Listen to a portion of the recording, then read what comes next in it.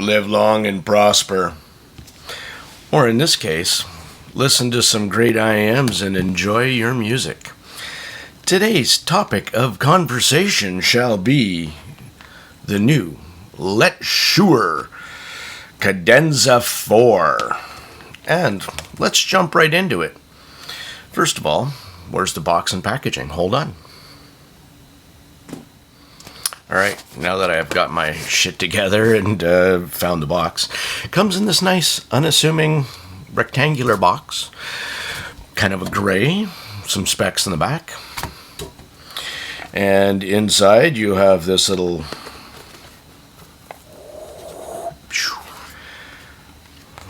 a nice little package envelope of stuff I never opened.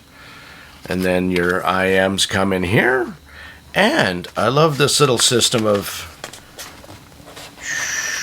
little drawer.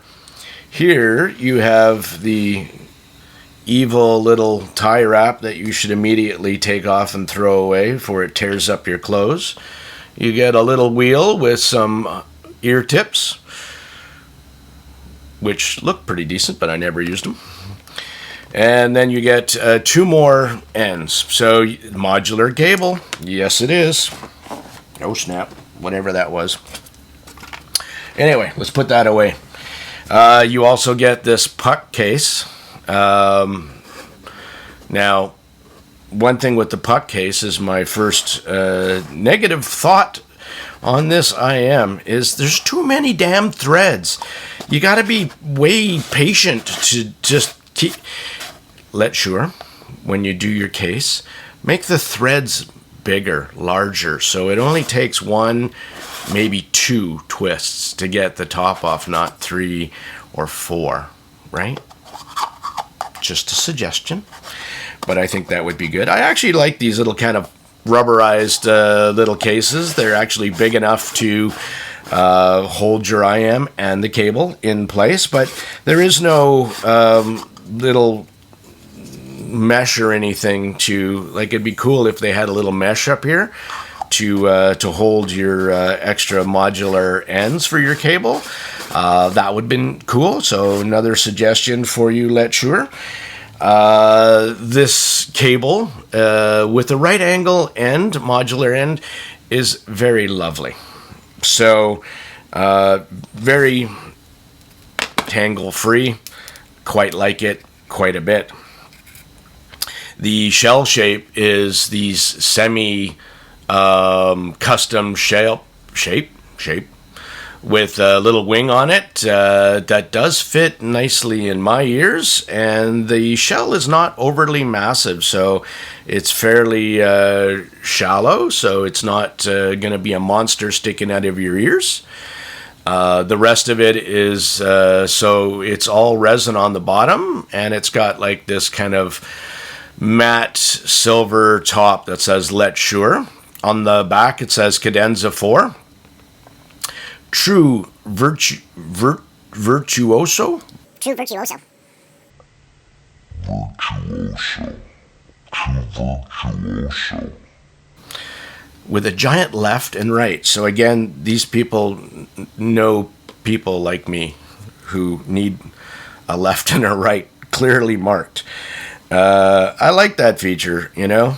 Here I've got some pen-on lacquer tips in the orange ones. I like these tips very much. Cable, awesome. Shell shape, awesome. Now, in this video, I also have in front of me, so the Cadenza will be the star of the show, followed with some guest appearances by PULA PaO2 and a JUZEAR. My version is the Flame, which is also the same as the 41T. Though, yeah, so that's the same IM. And the reason I'm bringing these ones up is because, well, they've been on the market for a little bit. And people have liked their tunings, and they were quite popular. And They just so happen to be very similarly tuned to the Letshuoer. So they have a lot of things. They have more things in common than they have not in common. And then the weirdo to the party that is just slightly different is the MYER-AUDIO SLIIVO SL41. And I brought that to the party as well, just to give you a bit of contrasting impressions about how these four sound together. Okay, so let's jump right into the Cadenza 4. Now, the Cadenza 4 is a step down from the big boy of the Cadenza that Letshuoer put out, their flagship, and that was truly nice. This one actually is bringing more of the fun factor to that, a little bit less neutral, a little bit more colored, and that's how it is playing. So it's a Cadenza 4, so one dynamic driver of unknown configuration, and 3 balanced armatures of unknown make, origin, and configuration. So that is all the information I had for now. I don't even have a price, but it's rumored to be around $250. So in the end of this, when I do a spider graph, and my one thing that would have been different would have been the value score. So I'm assuming it's around $250, and how does it compete with all these other ones? So sound signature, let's jump right into how does this thing sound. Well, for me, I found it very resolving, almost monitor-like audiophile tuning, which by that I mean uncolored, unboosted. There's not a huge V-shape, and I'll pull up a graph here. So it's not a massive V-shape sound signature where the bass is not massively boosted and the highs are not massively boosted. It's very linear and flat across the board. In fact, if we look at this, let me get rid of some of the other ones here, just to give you an idea. So from the bass shelf, it's going to drop down about 7 dB and then again rise around 7 dB. So everything stays with, within plus and minus 7 decibels, including the far end extension. It doesn't really drop off until after, probably 12K, which is outstanding, actually. For 1+3, they did a really good job here. Input equals output. Now, that also will play into a big part of how you hear this with your sources as well, right? So what I mean by input equals output, the more you get a flatter tuning like this, the more susceptible it is to changes to input. And that includes also recordings. So bad recordings sound bad. Good recordings, you're rewarded. And it's not a very forgiving IM when it comes to that. And you can mitigate some of that with your sources as well. So the warmer source that you put it on, you will find that it's more forgiving. But overall, I would say it is more on the monitor, like uncolored, than it'd be pushing into the fun factor. So on a resolving source, you might not like it as much. On a more colored source, warm, or you'll find it gets, or maybe a mid-forward DAP or a dongle or something like that. So, and for me, I use the Astor & Kern Con Max, very resolving, very clean, musical but uncolored source, and then of course Shanling M8, and then I've been using some lovely EPZ dongles, the TP20 and the TP50 with the CSS as my impressions. So I will say this IM, for the most part, is kind of it really is unforgiving on poor recordings. I think if you're, and again, I think I know why they came out with this tuning as well. And there's a lot of people now listening to more modern music, right? And they have great recordings, and this will reward you with an awesome, awesome playback for that. But old school recordings, you will hear the pops, the hisses, the clacks, the crickles, the mic drops, everything. So when it comes to its more of its sound signature, I think the way to describe this is the bass is definitely fast and punchy.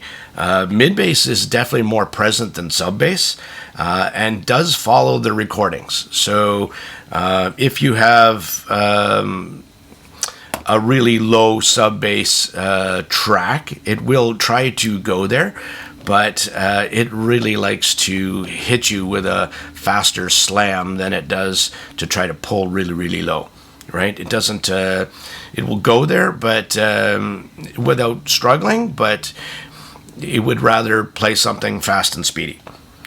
Mids are about as neutral as it gets, really. They're not forward or recessed. They're not colored at all. Strings, instrumental, all sound very natural, very clean.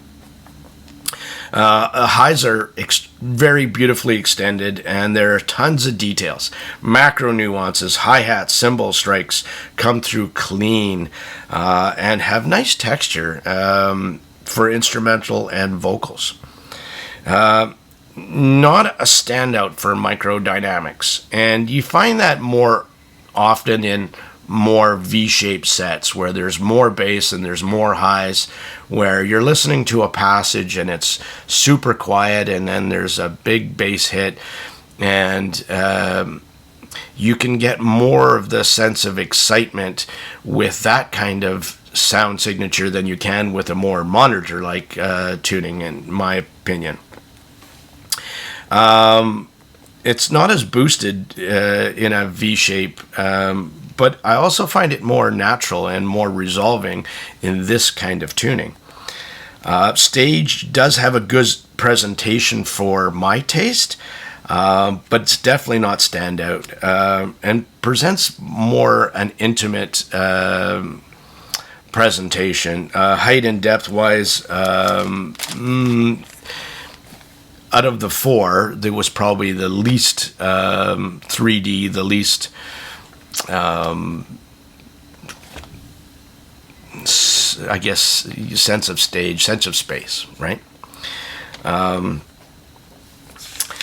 would say before I get into some comparisons, who is this IM for, right? I mean, I think it's somebody looking for a less colored playback. More true to recording stage monitor tuning, really. For people who prefer also a non-sub bass boosted IM, and likes more speedier, punchier attack and decay in your bass. Also, I would say this would be also good for treble. People who love treble, but people who don't want to be oversaturated in their treble. They like a lot of highs and information and air and details, but they don't want to be overly boosted and overly sharp. And it is it's a refreshing tuning that can have this much extension out there past 5, 6, 7, 8, 9, 10, 11, 12K. Without going too crazy sibilant on you. And that'll come into play, and I'll explain that in a bit compared to some of these other IMs. In fact, if we jump into these 4 IMs, and here's a graph of the 3. So the PULA PAO2, the Letshuoer, of course, then the JUZEAR, mine's the Flame, so 41T, same thing. And so these 3 together are very similarly tuned, right? So if we look at that, Hold on, I'm going to punch my 3 up here as well. Okay. So if we look at these 3 together, man, from 20 hertz all the way over to, say, 1.5K, they are very, very similar. Plus and minus a couple, maybe 1 dB, 1.5 dB in the bass shelf. Where they kind of deviate a bit, where the JUZEAR kind of has a little bit of a dip down, around that 600 hertz, and then that starts to change. So if we're looking at these 3, the PULA PA02 has probably the most relaxed pinna gain, and they all 3 have amazing air and extension in the top end. But where the 3 differentiate themselves is in the upper mids, right? Around the 2K, 3K, that kind of area. Where the JUZEAR Flame has that kind of peak around the 2.5K. It definitely has about 5 dB more than the PULA PA02. And right smack dab in the middle is the Cadenza 4. So, and that does translate a lot into how this plays back. Instruments and vocals, right? I mean, a lot of the information is in the mids. I mean, most of it, right? So those 3 are very, very similar. So if you have one of these things and you wanted to know how the Cadenza 4 is going to play back, well, doing my listening impressions, A being from side by side, this is my observations. So the Cadenza versus the JUZEAR Flame 41T, right? Same thing. The Cadenza sounds more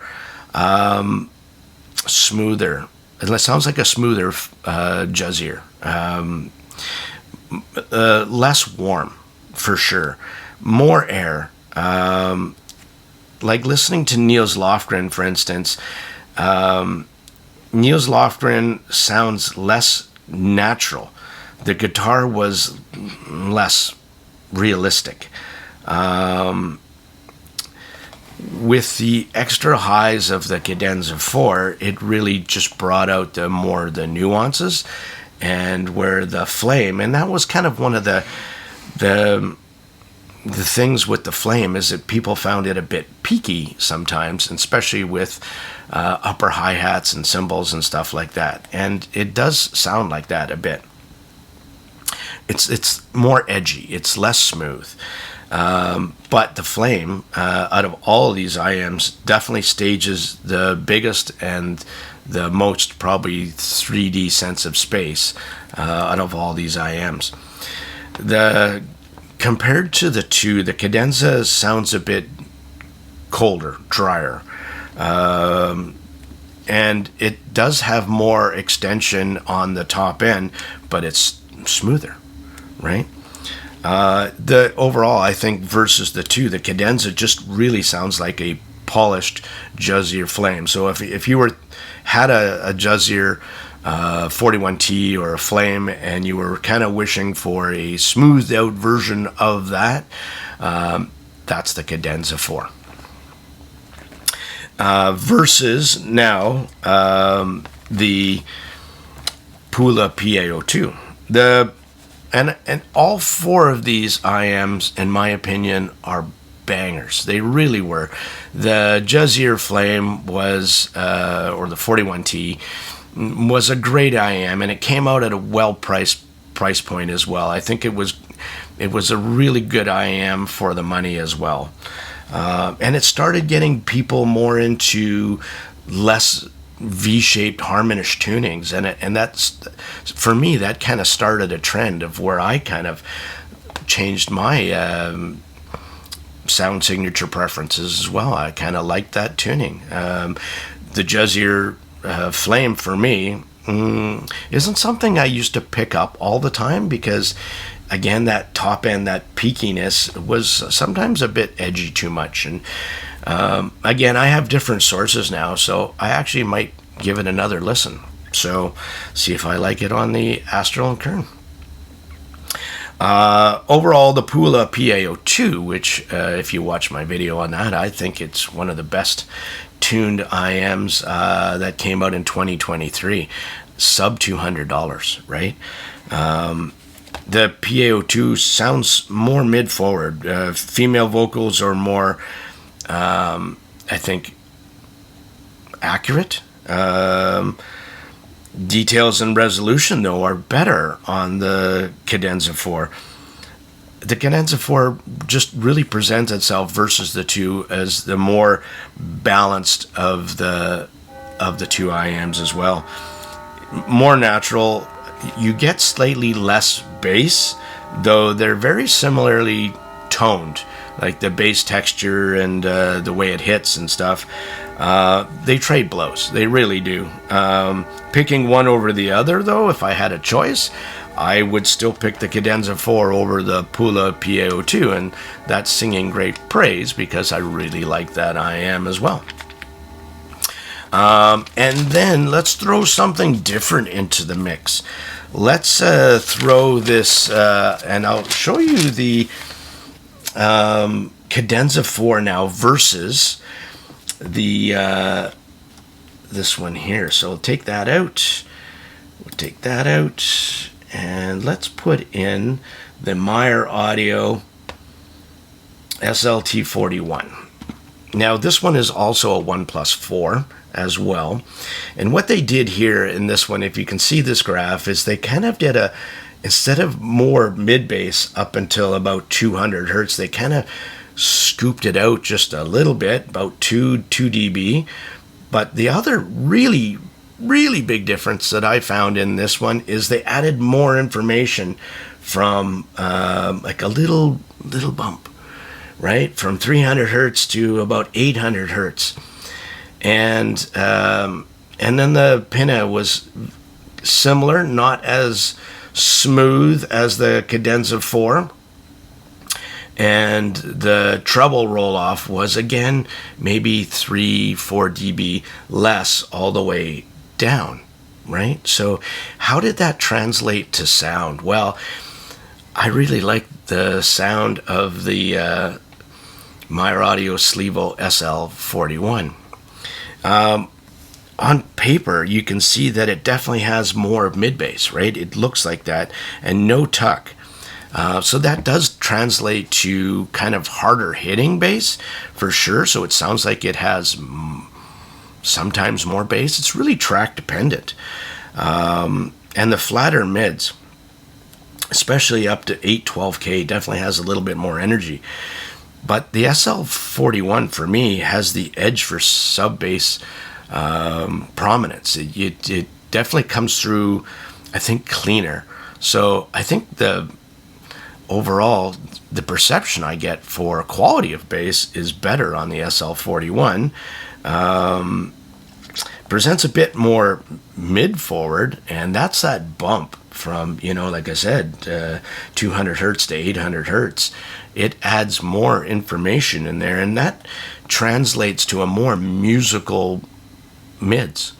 There's more information there, so especially in that 2 to 300, where you're getting piano sounds deeper, it sounds more authoritative, kick drums sound better, all the instruments that play down into the lower mids sound better, more weight. They're more weighted, and male vocals sound more natural. They don't sound as dry and airy as they do on the Cadenza. And this is really going to come down to, do you want a more neutral or do you want something slightly more colored into that? Because the mids sound a little bit warmer, where the Cadenza sounds cooler and more neutral. In doing overall, and I was doing versus overall thoughts on these ones, right? So, and it really comes down to preferences. I mean, best for piano and instrumentals that have more weight, I picked the SL41 SLIIVO. I think it had the best mids, the cleanest bass, with that little tuck. The top end was also more relaxed, and that's the Cadenza 4 has really beautiful top end. But when I want to play something maybe a bit louder and I want to chill out a bit more, I think a little bit more relaxed top end is better, and that's where the MYER-AUDIO did a better job. Both of those IMs, the air and details are not lacking. It's just more of a relaxed top end with the MYER-AUDIO than it was with the Cadenza 4. The Flame. Oh, see, that one, vocals, they tend to pop out more. They're very more mid-forward, that peak. You can tell that, a tad more than the others. Where the Flame kind of excelled over the other ones was its sense of stage. So if you were a stage freak, you'd probably like the Flame more than the other three. The Cadenza was overall the most neutral, the most balanced one. Nothing boosted or exaggerated. The least colored of the four. But it also had, because of its kind of more monitor-like, also had probably the most intimate stage, for sure. I mean, so I think overall, if doing in this and what I thought of the Cadenza, I think the Cadenza overall is a really well-tuned IM, very well balanced, neutral in its tonality, very uncolored, and moldable.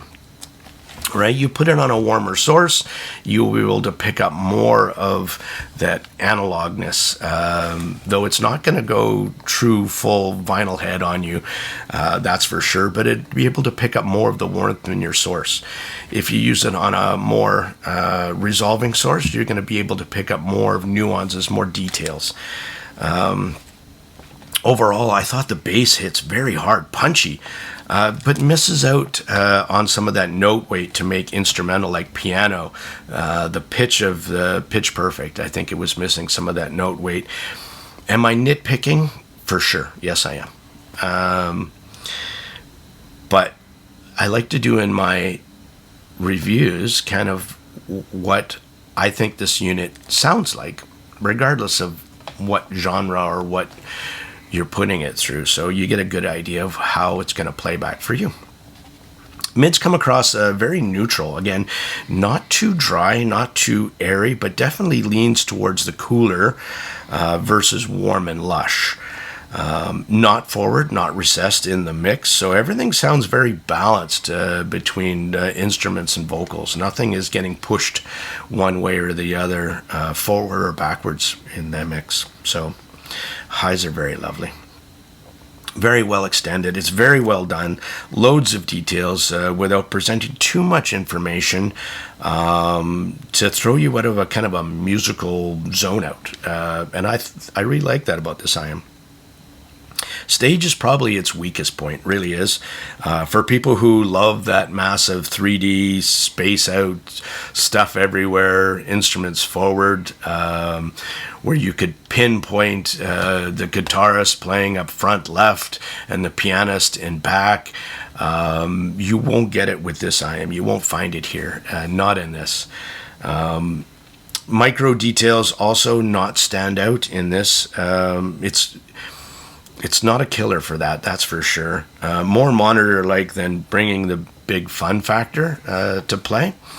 And that's kind of how I found it overall. And I'm going to, at the end here, also, I'm going to do a spider graph just to give you an idea.